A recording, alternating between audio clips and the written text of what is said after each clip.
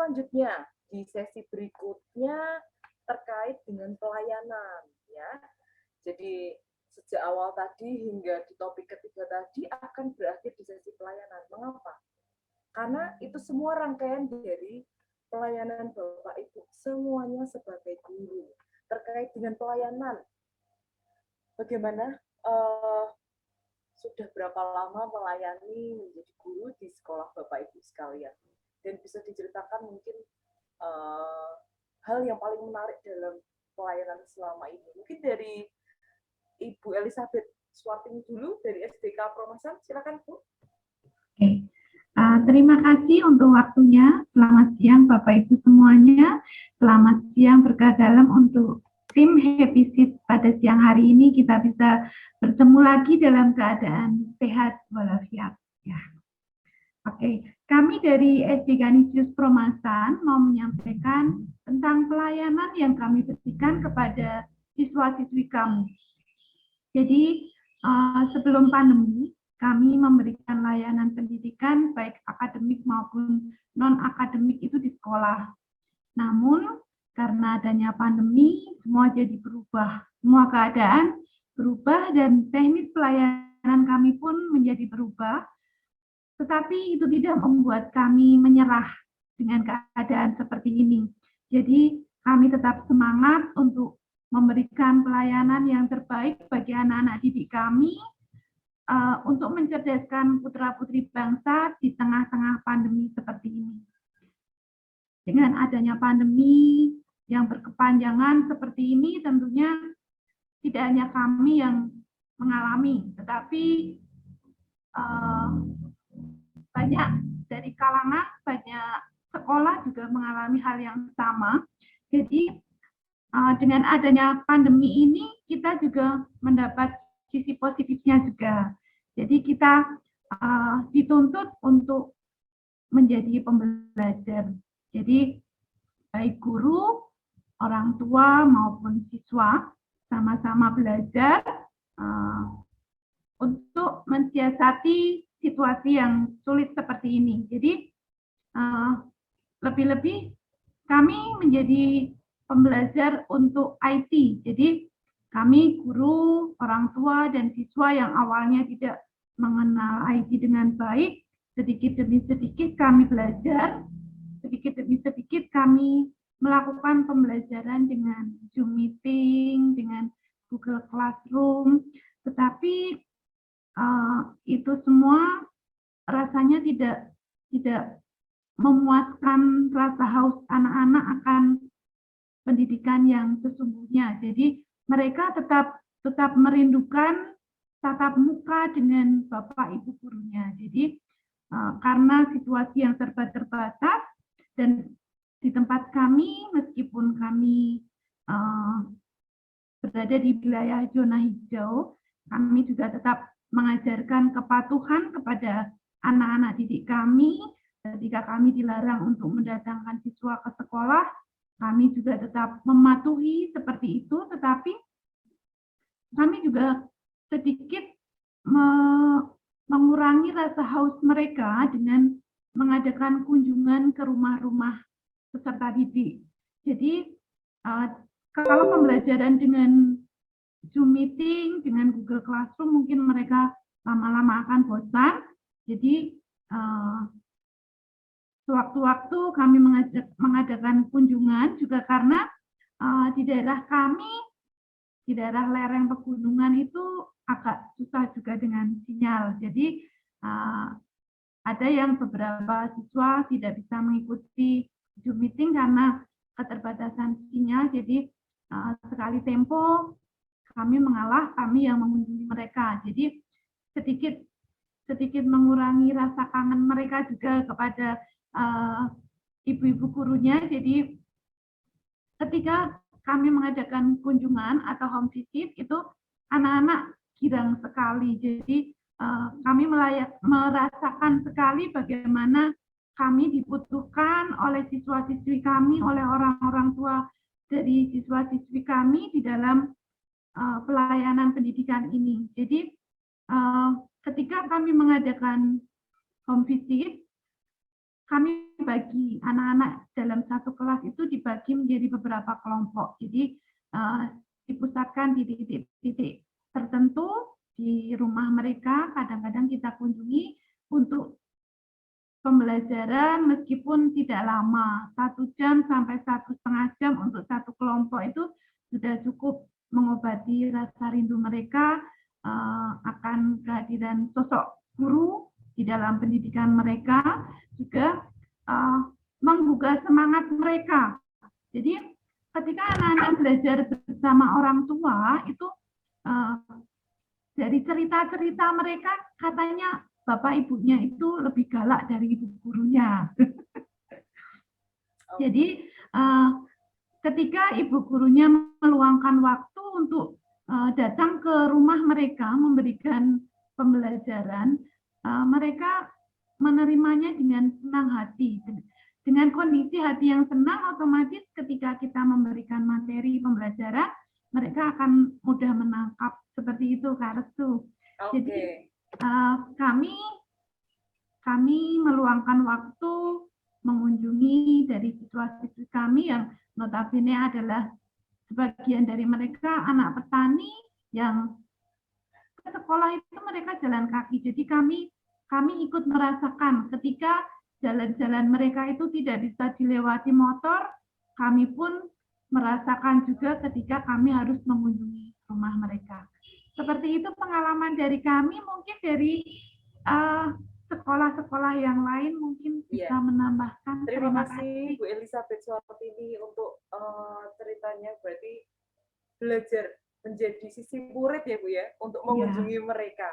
Gitu. Jadi bukan murid yang ke sekolah saja, tapi dari guru juga, oh ternyata ini loh setiap harinya yang dilalui oleh para murid gitu ya, untuk berjuang bisa belajar. Oke. Betul sekali ya. Terima kasih Bu. Untuk selanjutnya dari Ibu Teresia Puji dari PAUD Margani Sukodono, ini dekat rumah saya ini Bu. Ya, saya di Semarang. Gimana? Ya, silakan Bu. Selamat siang. Terima kasih saya diberi kesempatan bercerita di sini tentang pelayanan untuk anak-anak PAUD.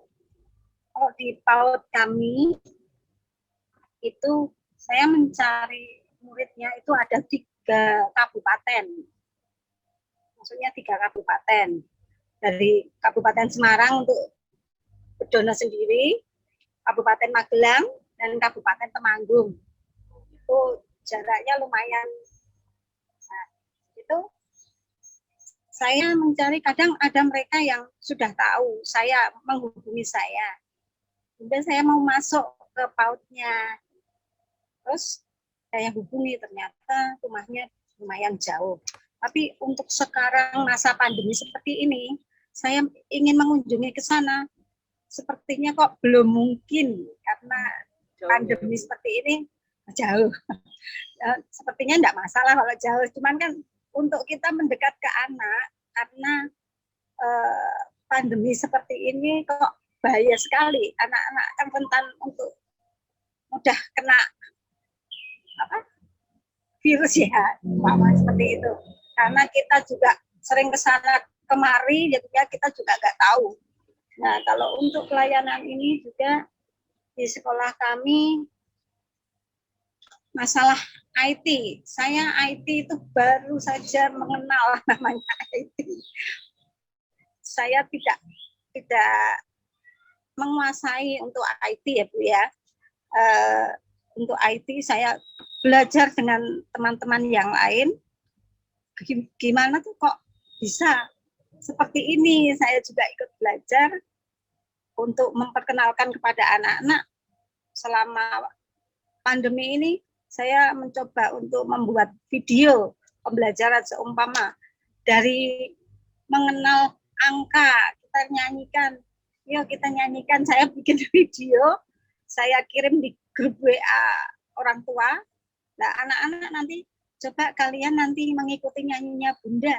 Nanti dikirim ya lewat grup gitu aja. Kalau enggak ya mereka kegiatan apa saja yang mereka kerjakan seperti membantu ibu bangun tidur, merapikan tempat tidur, menyapu apa. Selalu saya tanya, kalau bangun tidur kalian rewel enggak? Oh enggak, itu sudah ikut membantu orang tua. Tidak rewel itu sudah membantu orang tua. Jadi setiap kali kita bisa bertemu, saya tanya, mereka bercerita panjang lebar, saya mendengarkan saja sudah senangnya. Ampun. Mungkin seperti itu saja pengalaman dari saya, Ibu. Terima kasih. Terima kasih, Bu. Jadi meskipun tidak bisa berinteraksi secara langsung, dengan mengetahui videonya saja sudah senang ya, Bu ya, jadinya ya. Oke. Kalau selanjutnya dari TK Kanisius Jamprit, ini dengan Bapak atau Ibu siapa? Baik. Oh, Ibu. Mohon maaf, Ibu. Ya. Dengan Bu Ismi ya tadi ya? Ya, saya dengan Ismi. Oke, Bu Ismi. Menurut Ibu, makna melayani itu seperti apa, Bu, selama ini? Pengalaman saya selama pembelajaran jarak jauh masa pandemi ini, selain saya mengirimkan tugas melalui WA Group, kita juga melakukan kunjungan kelompok kecil dalam waktu beberapa hari secara bergantian. Kami juga bekerja sama bersama-sama dengan guru yang SD Kanisius juga. Terlebih kami pembelajarannya itu menggunakan bahan-bahan yang tersedia di alam. Jadi kita lebih menghemat dari bahan dan alat-alat pembelajarannya. Mungkin Bu Istantini mau menambahkan? Terima kasih. Selamat siang. Salam sehat, tetap semangat. Kami TK dan SD Kanisius Jamprit seatap. Jadi dalam kegiatan sehari-hari kami selalu bersama-sama dengan TK. Untuk masa pandemi atau sebelumnya yang akhir-akhir ini masa pandemi yang kami lakukan karena anak-anak kami dari desa, maka kami para guru kami bagi. Jadi kelompok kelas kecil 1, 2, 3, 4, 5, 6 untuk kunjungan ke rumah-rumah maksimal 5 anak. Nah, dalam kunjungan itu kita berbagi untuk orang tua juga. Berbagi ilmu mengajar. Jadi supaya orang tua bisa mengajar, mendampingi anak seperti guru. Jangan sampai anak itu rewel dengan ungkapan-ungkapan tidak seperti Pak Guru, Bu Guru. Sehingga orang tua stres. Maka cara pendampingan anak tidak semudah itu. Maka saya sering mengatakan, rasakno. Saya gitu. Nah, setelah kami banyak kunjungan, ternyata orang tua itu merasa lego. Tidak laporan stres, Bu, gini, bingung. Karena kebanyakan anak-anak kami anak desa. Nah, supaya anak itu tertarik juga, tidak jauh berbeda dengan sekolah, maka kami para guru, selain membawa materi yang wujudnya buku atau ilmu apa, kami membawa alat musik yang bisa kami bawa, angklung. Di situ ada 5 anak, kemudian ada 2 guru, yang guru sudah bisa memegang 2, kami menanamkan seni angklung untuk menghargai, supaya anak-anak juga tidak bosan. Terus selama kami mendampingi ujian sekolah, kami juga berbagi supaya anak mengerjakan di rumah merasa diawasi seperti kalau ujian nasional, maka berbagi. Setiap anak dalam waktu 5 hari harus pernah dikunjungi 2 kali dengan guru yang berbeda, kami suruh membuat video. Jadi guru-guru kami, misalnya Senin sampai Jumat, Senin guru siapa, nanti Selasa guru siapa. Jadi tiap anak mengalami 2 kali diawasi guru yang berbeda. Ini langkah kami, pelayanan kami. Kemudian untuk kita mengingatkan bahwa kita harus berani berubah dan berbuah dan juga berbagi berkah, maka anak-anak kami masa Prapaskah masih bisa mengumpulkan sesuatu sedikit untuk berbagi. Nah, kita bagikan malah sudah hampir pertengahan puasa, kami mendapat sesuatu sedikit, kami cari relasi untuk mencari bantuan dengan suster-suster, kami bisa berbagi berkah berupa sembako ada 35 paket untuk anak-anak kami yang keluarga perlu dibantu. Kemudian ini kami mengadakan gerakan karena Wonogiri akan ada hari jadi Wonogiri, gerakan kebersihan, kemudian tanaman-tanaman belakang rumah kami tanami seperti tahun kemarin, kami menjaga protokol kesehatan, membersihkan lingkungan sekolah. Sementara ini terima kasih, mungkin Bu Ismi mau menambahkan yang tadi belum. Terima kasih. Terima kasih Bu untuk semangatnya, ya. Luar biasa semangatnya. Oh, sudah cukup Bu? Sudah? Sudah cukup. Oke, terima kasih untuk semangat yang dibagikan.